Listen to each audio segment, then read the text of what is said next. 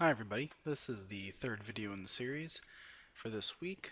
I'm going to start off just with a quick recap. So first thing we have here is our not so quicken uh, Windows form.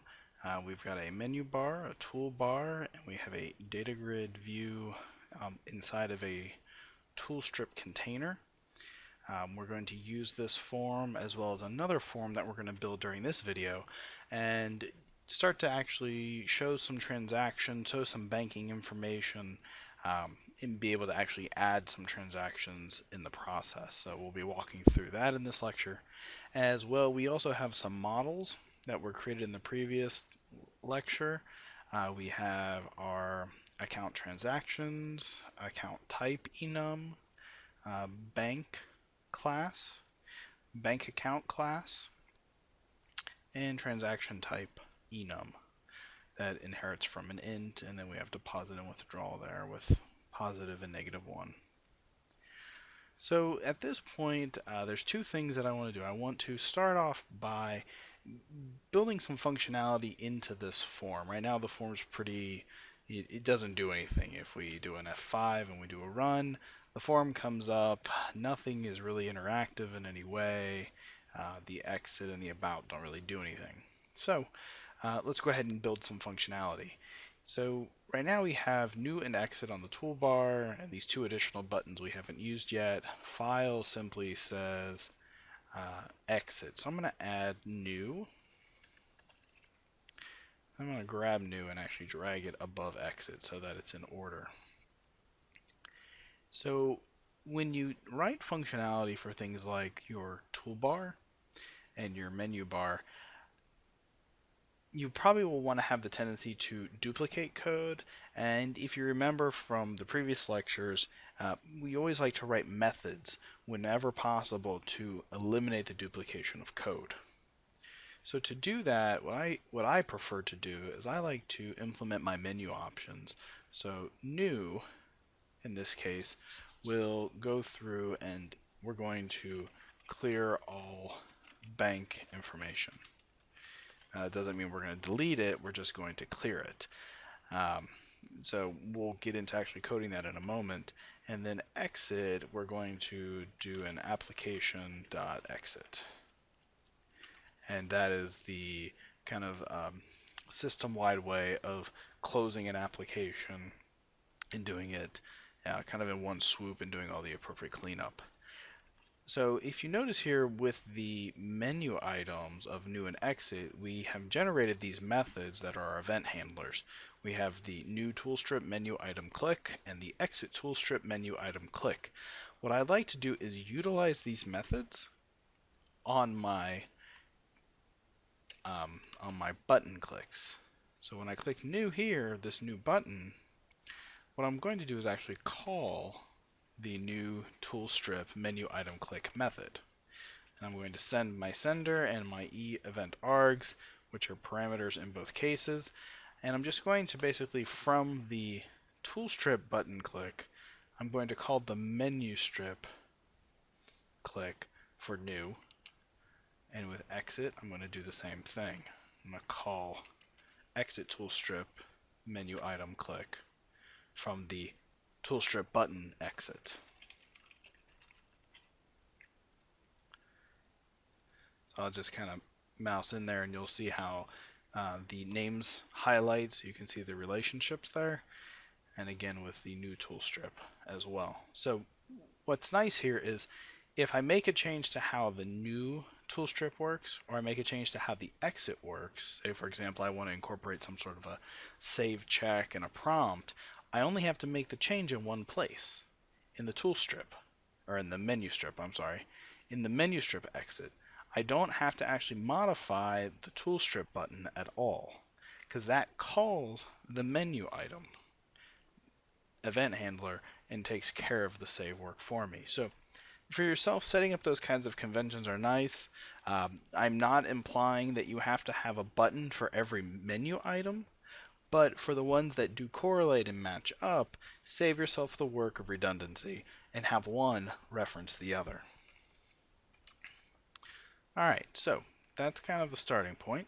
What I'm actually going to do is I want to go ahead and get rid of these two buttons, and I'm going to replace them with a drop-down button. I'm sorry, not a drop-down button, but a combo box. And I'm going to pull up the properties of this combo box, and I'm going to call it TS CBO, so tool strip combo, and we'll call this bank accounts. And you'll see in a moment why I name it bank accounts. So we now have this drop down that we can use to toggle back and forth between our bank accounts. So when the app first loads, it will load up all the bank accounts, and then it'll give us access to those bank accounts, and we can toggle between them. Now, I want to add one more button here. Let me bring focus back. I'm going to add a button, and this button is going to enable me to add a transaction. So this will be toolstrip add transaction, or toolstrip button, TSB. Add transaction, we'll make this an image and text, and then the text will say add transaction. And if we'd like, we can select an image for this. Import.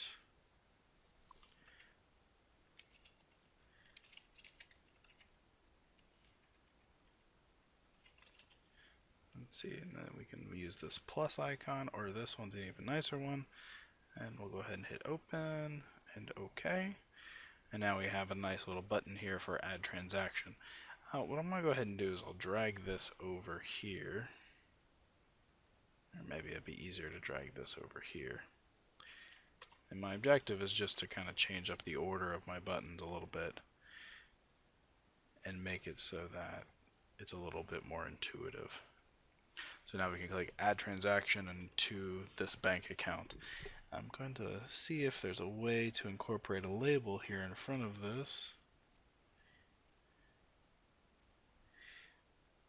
And if not, what we can do to add a label, we can actually drop down here and choose label, and the text will say bank account, colon, and then we'll just drag this to the left of this drop down.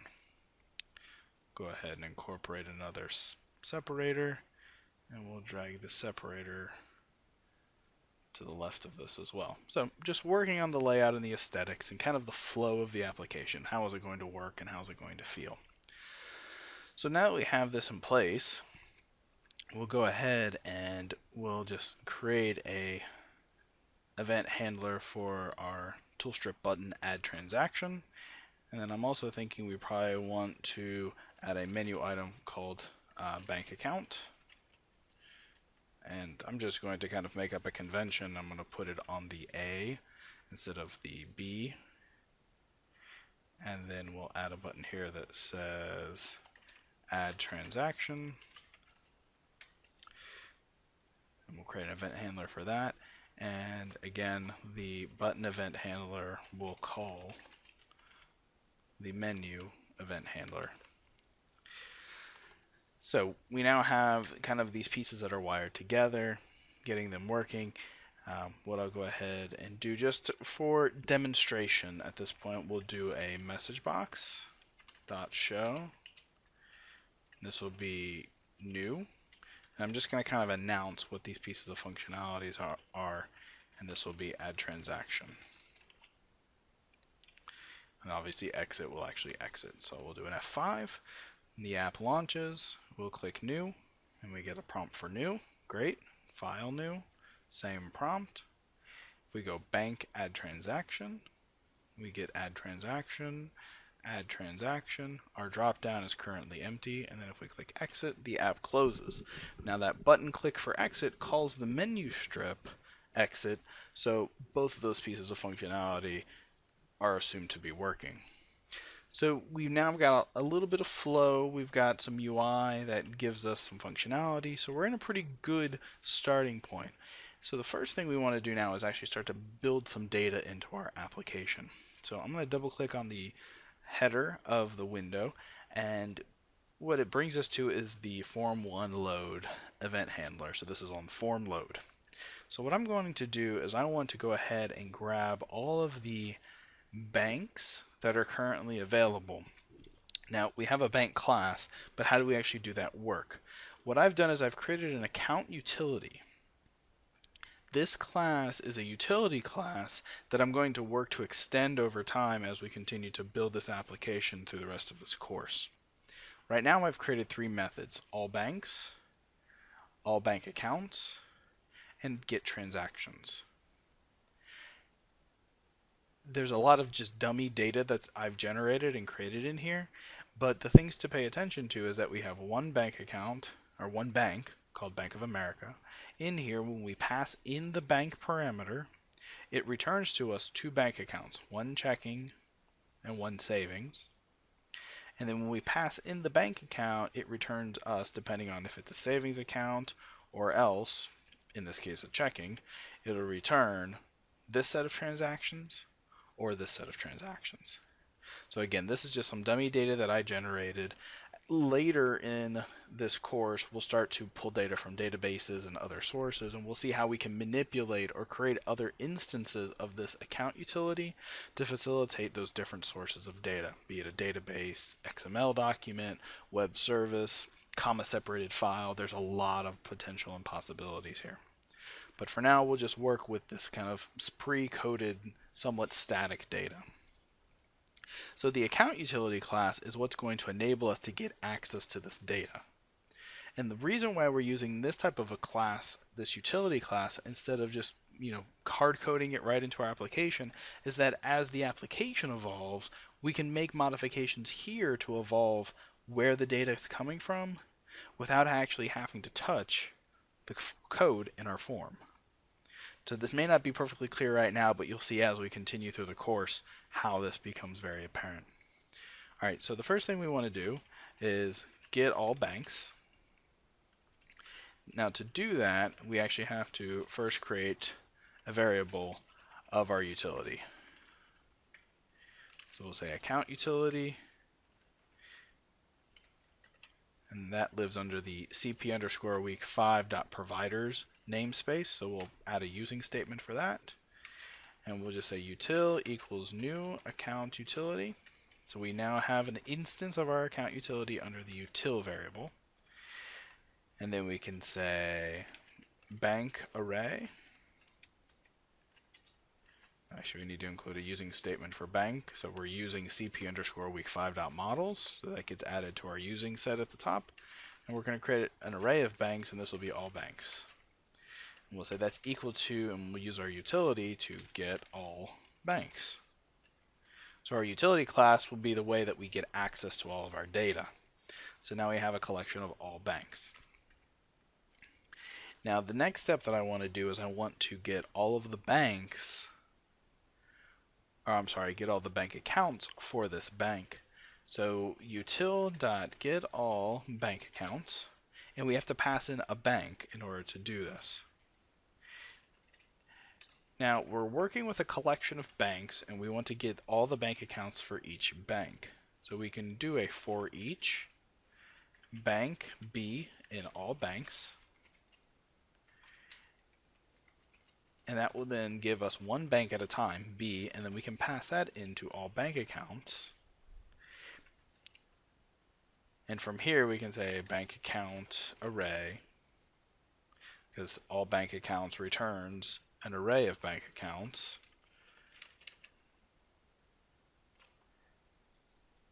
And that will give us our accounts. So you see how we're using these classes to help push and pull data from one another, and then the utility class is the one who kind of knows about everything. I sometimes like to refer to it as the traffic cop. It understands all the other models or classes, and it knows how to interact with them, get data from them, and then potentially push additional data to us using other classes or models from within the application. So it's kind of the know-it-all of the program. So the utility would say, get all the bank accounts for this bank, B, and it returns us a collection of those accounts. Now, what I need to do is I need to kind of grab all of these accounts as they're getting fed to us and store them into a master list. Now, the master list can be an array, but the limitation with creating an array of bank accounts is that an array has a very specific static size. Arrays do not grow dynamically. You actually have to go through a process known as a resize, where you have to go into an array and say that this is the size I want the array. And if you want to add more items, then you have to basically declare a new array that's larger, copy all the items from the existing array into the new one, and then copy any new items into the newer, larger array, and then you now have a complete set. There are other options in terms of creating arrays or creating what are referred to more generically as collections. And these collections come in many different forms and many different shapes. But the collection type that I want you to know about first is the list. Now, list is actually what's referred to as a generic collection. And the reason it's a generic collection is that the list itself, it will hold any type you want, but you have to tell it what type, and then once you tell it that type, then you can only store variables or items of that type. So in this case, we want a list of bank account, and we'll say this is the master list of accounts. And then this is not an array, but this is a class, so we'll say new list of bank accounts. So now within the master list of accounts, this list that we've created, we can actually go in and say master list of accounts.add. And we can add one bank account item at a time. And this list will grow almost to infinity. It grows as large as the machine that's running this program has memory. So it will, if needed, consume all the memory in the computer that it's running on.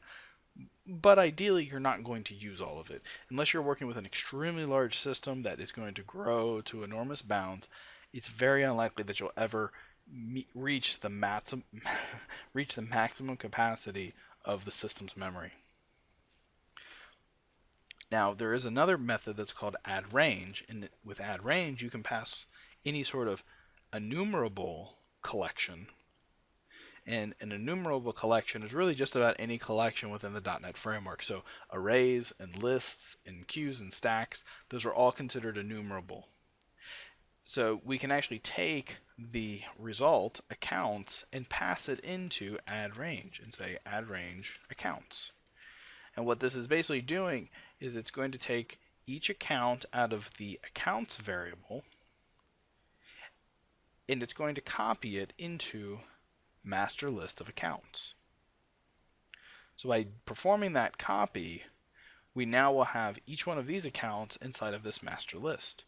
And then we'll do that for every bank in all banks. So once we have all of our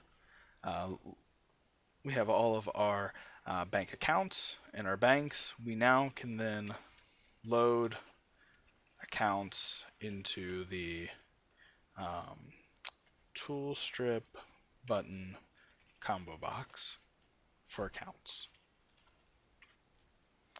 So to load our account into our toolstrip combo box, what we're going to do is we're going to say tscbo bank accounts .combo box .data source equals a master list of accounts.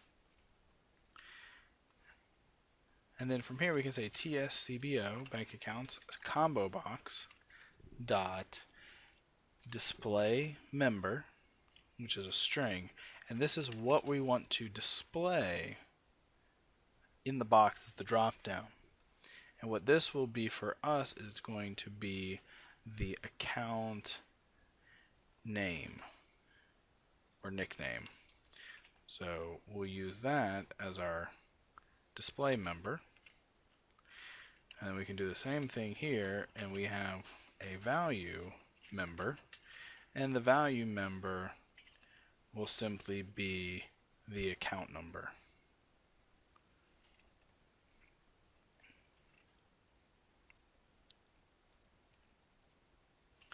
So then when we get the result back, we'll be able to track it by the account number. So if we go ahead and F6, make sure that there's a good build, we can then hit F5. The application will build, and we end up with a drop down with our different available bank accounts. So that's a good start. So now from here, once we have a bank account selected, what we want to do is we want to show all of the transactions in the grid view. So to do that, the first thing we need to do is we need to wire into the event that's referred to as selected index changed. So we'll go ahead and double click on that event. And in that event, we're going to get some information. We're going to get our sender and our event args, which our sender is basically the control that calls the event, and the event args in this case are really nothing. They're just empty arguments. So what we'll have to do is we'll have to look at the properties of the bank account, and we'll have to look for something called selected value or selected item. Selected value in this case is going to return us that bank account number. Selected item will return us the entire bank account object. So I'm going to actually grab the bank account, selected account, and I'm going to say that this tscbo bankaccounts.combobox.selected item is what we want to store inside of our selected account variable. Now, because selected item is of type object, that's the return type, we can do one of two things. We can do a cast like this, where we can say bank account, and this will do an explicit cast. It will basically say take selected item and convert it to bank account. There's an alternative within C# that you can use, which is my preferred method. You can say as bank account. And what this will do is the same cast, but if for some reason the object inside of selected item is not a bank account, it doesn't throw an exception like the explicit cast. It simply returns null. So then we can say if selected account is null, then we can do like a message box.show and say error occurred while loading account. And then we can just return and exit out. If we have the selected account, then we can get all of the account transactions, and we can get that from our utility. Now, our utility variable was declared up here inside of our form load, but I want to have access to it down, all the way down here inside of our selected index change. Now, the only way to gain access to that is for it to be at a higher scope than what it is currently, where right now the only scope, or the limited scope, is within the form1_load method. What I can do is move the variable declaration, the piece that's highlighted right now, I can cut that and I can move it up here just under my class declaration and do a semicolon. Now util has a scope that any member or method or property from within form1 can see this util variable. Doesn't mean that it's set to anything, but it's at least visible. Then on our form load, we can say util equals new account utility and initialize that utility variable.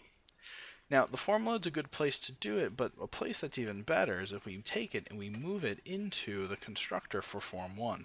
So the moment this class is instantiated, this account utility variable is also set.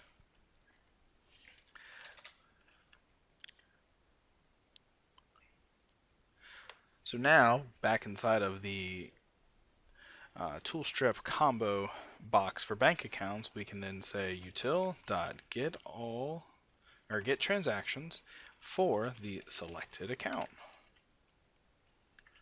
So this will get all transactions. And then the final step will be for us to say, this is grid view, or data grid view1 data source equals trans. then we're loading transactions into the data grid view.